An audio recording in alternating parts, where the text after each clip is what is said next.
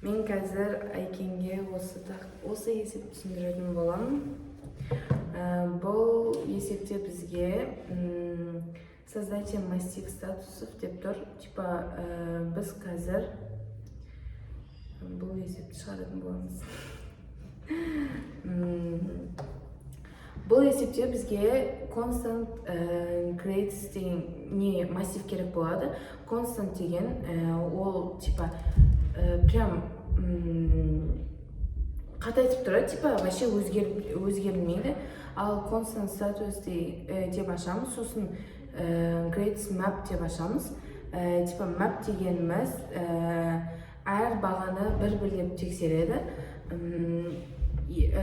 Мына жерде жазылып тұрғанын бұл бізде типа егер баға 60 немесе одан жоғары болса pass болсын, егер 60-тан төмен болса fail болсын деген типа. Сосын ең соңында кәдімгідей нәтижесін шығару үшін const logпен шығарамыз, и потом оның нәтижесі шығады. Екі саған қалай жазылуын көрсетемін. Бірінші бізге неде берілген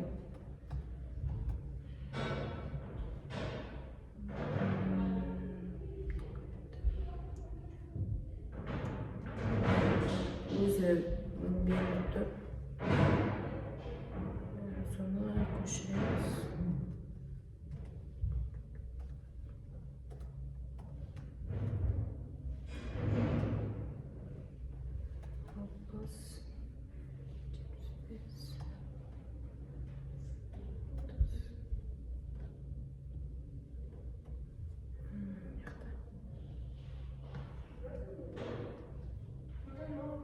Потом console status деп ашамыз.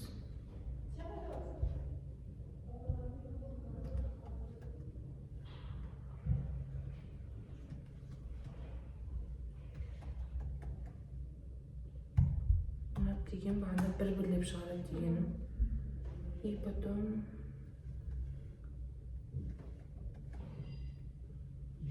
мынау теңемес үлкен.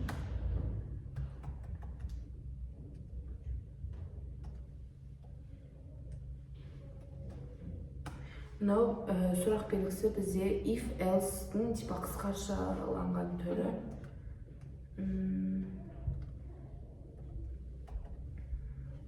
Pass либо fail екен жазамыз.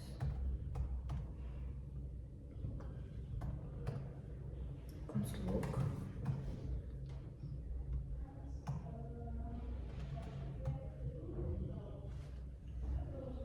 status деген шығарамыз, себебі бізге соның жауабын шығару керек. И бұның біз жауабын көретін кезде Chrome арқылы көреміз.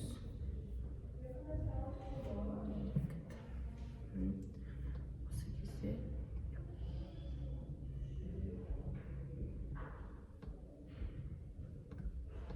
сақтайық бірінші. Сақталмаса типа көрмейді.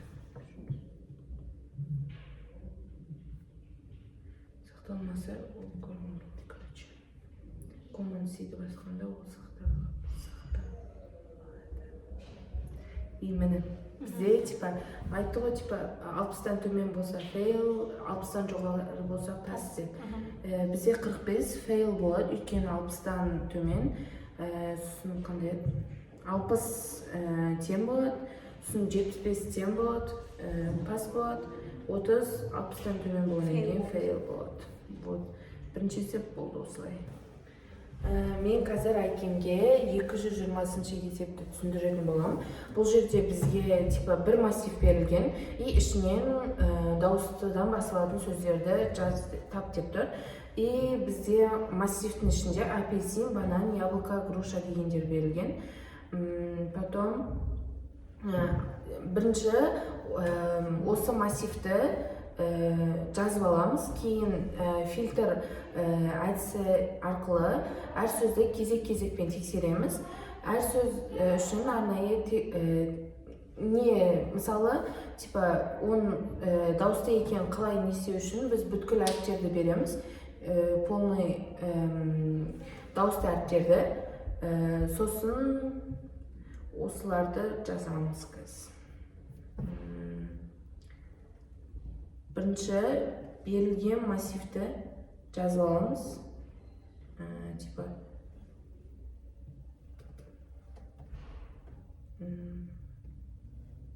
бағана айтқандай, типа constant деген прям өзгермейтін.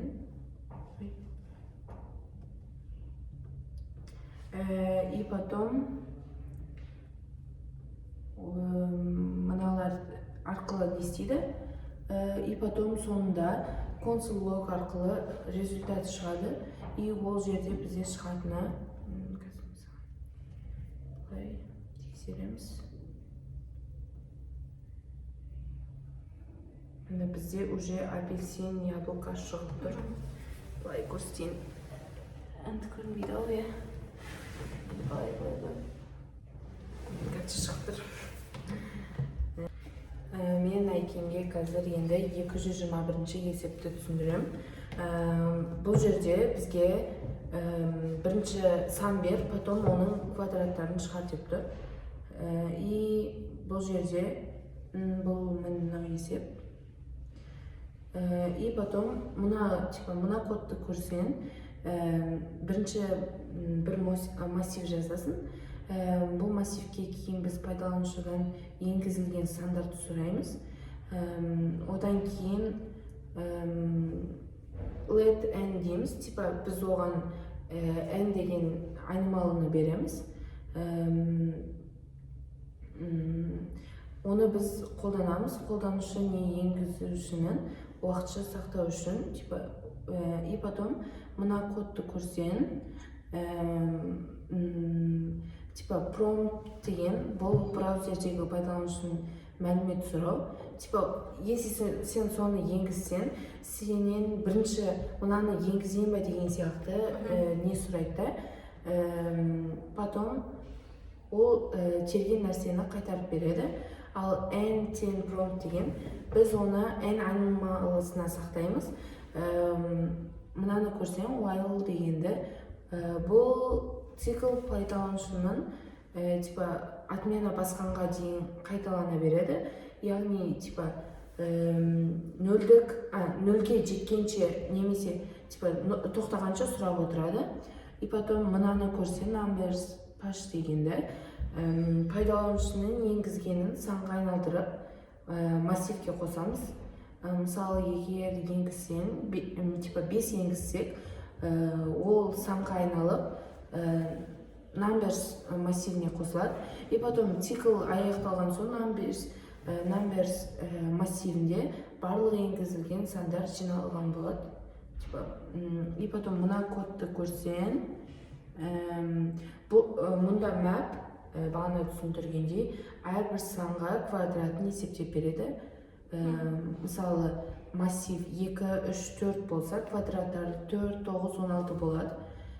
И потом соңында console log арқылы не істейміз? Шығарамыз мәнін. Бұл экранда барлық сандардың квадраттарын шығарады. Енді қорытындылай айтсақ, бірінші бір бос массив аштық, енгізілген сандарды сақтау үшін, екінші пайдаланушы сандарды сұрап, массивке жинадық. Үшінші жиналған сандардың квадратын есептедік. Потом уже төртіншіден нәтижені экранға шығардық. Қысқаша айтқанда, бұл код сандарды жинап, олардың квадраттарын есептейді. Болды, осылай шығады. Біз қазір бұны тексеріп көрейік.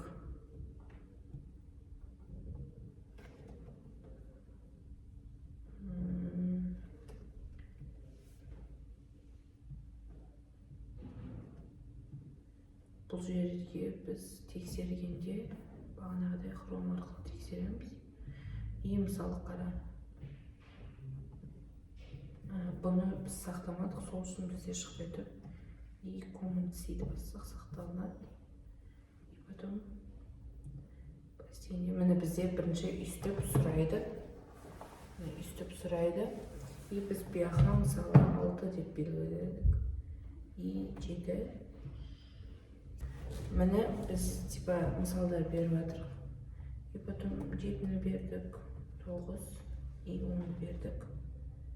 И потом міне бізде 9-нікі 81, 7-нікі 49, 10-нікі 100 деп шығарды. Сонда типа бұл код уже селіп тұр. И біз осы арқылы квадратын тез анықтай аламыз. Үш есепті бірдей қылып түсіндіріп берейін. Бізде тік шақшамен берілетін, бұл бізде массив болады. Типа біздің сандар жинайтын дәптеріміз сияқты. И потом қанша сан енгізсек те бәрі осында сақталады. Сосын let n деп береміз. Let n дегеніміз бұл бізде айнымалы. Әрбір енгізілген санды уақытша ұстауға арналған сияқты. Біз санды бірден массивке қоймаймыз. Алдымен оны n айнымалысына саламыз. Потом while prompt дегендеріміз бізде prompt деген браузерде қолданушыдан мәлімет сұрайтын мәлімет сұрайды. Ол адам не енгізеді, соны шығарады. N prompt деген пайдаланушының жазғанын n айнымалысынан сақтаймыз. Бағана берілді қой айнымалыға, соны қайттан шығарады. While дегеніміз бұл цикл пайдаланушы отмена басқанша жұмыс істейді. Яғни айтқанда адам тоқтатқанға дейін сан сұрай береді. Бағана көрдің ғой, біз енгізе бердік, біз білмей қалдық. И оны отмена басқаннан кейін біз көрдік та тоқтағанын. Паш дегеніміз енгізген мәнді санға айналдырамыз. 5-ті андай тырнақшаның ішіне алсақ, яғни бізде 5 дегендей қосамыз. Потом бізде мынау constant squares деген бар ғой, сол жердегі map. Map дегеніміз жалпы әр элементті бір-бірлеп алады, өзгертеді, жаңа массив жасайды. Сосын 2 жұлдызша дегеніміз, number 2 жұлдызша 2 дегеніміз санның квадратын есептейді. И потом console log square. Console log барлық квадраттарды көрсетеді. Ол уже нәтижесі. Бұлай сосын міне бос массив жасап аламыз бірінші, потом пайдаланушы санын сұраймыз. Сосын оны стоп басқанша, отмена басқанша жинаймыз. Сосын жиналған сандардың квадратын есептейміз, потом нәтижені көрсетеміз. Сосын и бұл кодтар дәл қолға дәптер алып, сандарды жазып, әрқайсысын квадратын айналдырып көрсетуге ұқсайды. Болды, бізде осы 3 есеп осылай болды. Түсіндің деп ойлаймын.